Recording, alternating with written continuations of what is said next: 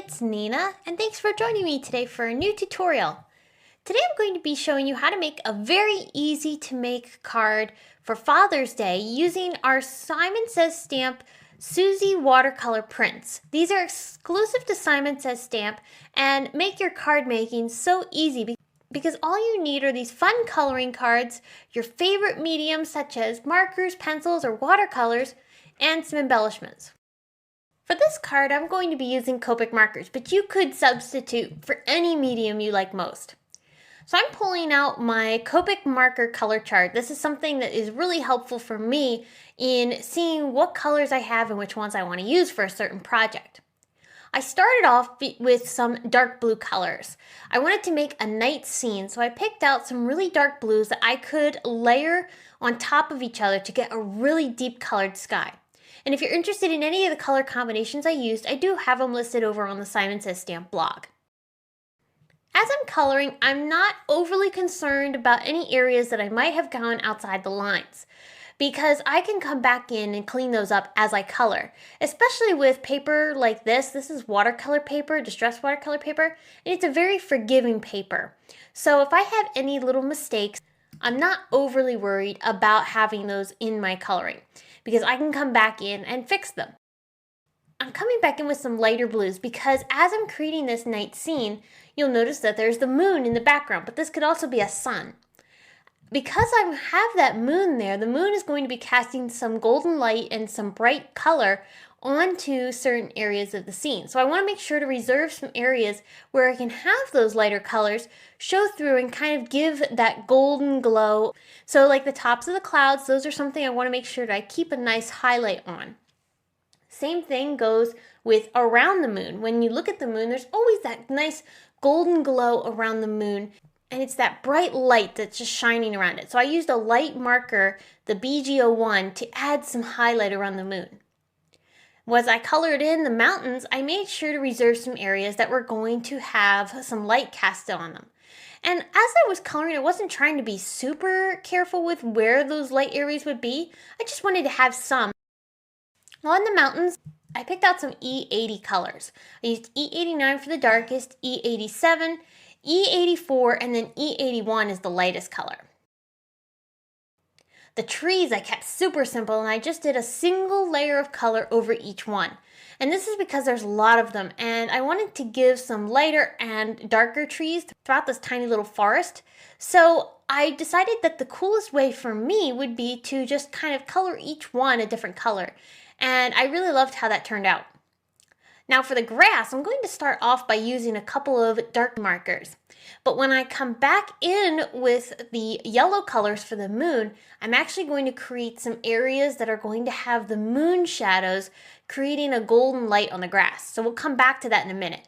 But I first just want to get down some darker areas of color to give this grassy scene a nice nighttime feel. That tent is really cute, and I wanted there to be some pops of color in this scene, especially since we've got a lot of green and brown throughout this entire card.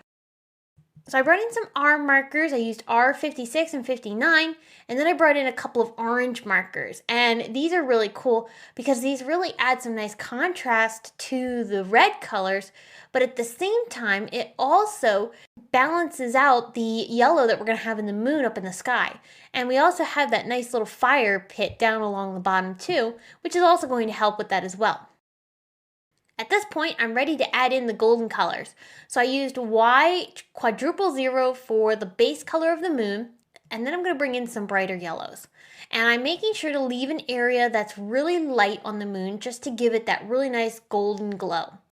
And like I mentioned earlier, I also brought in those golden colors across the entire scene to emulate the moon shining on them. So for the grass, I added some yellow streaks, and you'll notice as these start to dry back, they get more vibrant. And I'll add in a little bit of darker coloring too, just to help intensify that golden glow.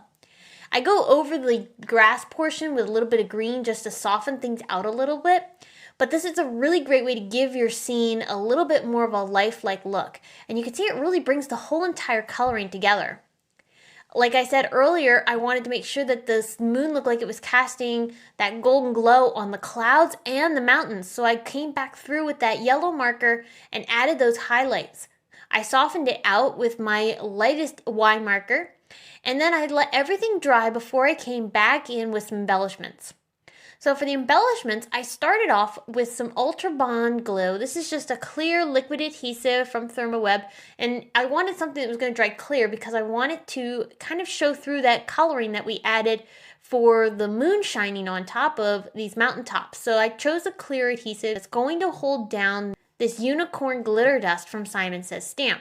So I sprinkled that over the mountains, and I'll let that dry just so that I can get these really pretty glitter snow-capped mountains. For the sentiments, I brought in some greetings from the Sentiment Strips 3 set. This has some great sentiments for Dad in this set. So I picked out 2 of them, and I cut the one into 2 pieces just to give it a little bit more interest, and popped those up off of the seam.